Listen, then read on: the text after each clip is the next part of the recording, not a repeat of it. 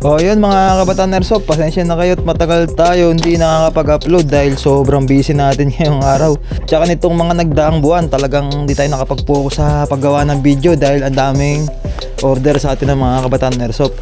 Ngayon ito, kauwi lang natin tapos tatakbo na naman tayo sa isang customer natin. Bali dala natin yung Glock 26, 17, 19 tsaka 23. Yan.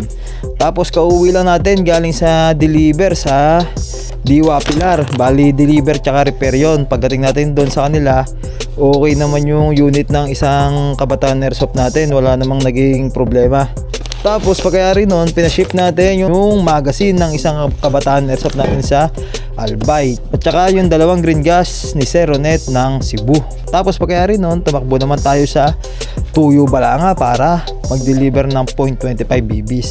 Ngayon, pumunta naman tayo ng Samal Public Market para dalhin tong mga unit ng Glock na to. Ngayon mga kabataan Airsoft, natagal tayo din nakakapag-upload dahil nga nung nawala yung page natin, medyo dumalang yung paggawa natin ng video. Ngayon, sisikapin natin unti-unti na makagawa tayo ng video. Sobrang busy kasi kaya di gaano makagawa ng mga videos ngayon dahil nga kahit naban yung page natin, gumawa na tayong bagong page na Bataan Airsoft 2, marami pa rin nagsisipag message sa atin na kailangan nating mapuntahan ng mga kabataan Airsoft natin. Sa totoo nga, pagkayari natin mag-deliver nito nung Glock na to, ay gagawin natin yung mga unit na dinala sa atin kagabi ni Sir John Paul na customer naman natin sa Pilar Bataan.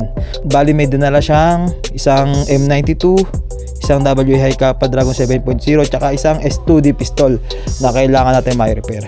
O yun mga kabataan Airsoft, nag-update lang ako sa inyo kung bakit di tayo nakakapag-upload ng mga video ngayon sa YouTube channel tsaka dito sa Facebook page. Sobrang busy kasi natin ngayon. Paano ba yung mga kabataan Airsoft? Maraming salamat sa pagsuporta. Pipilitin natin makagawa ulit ng videos.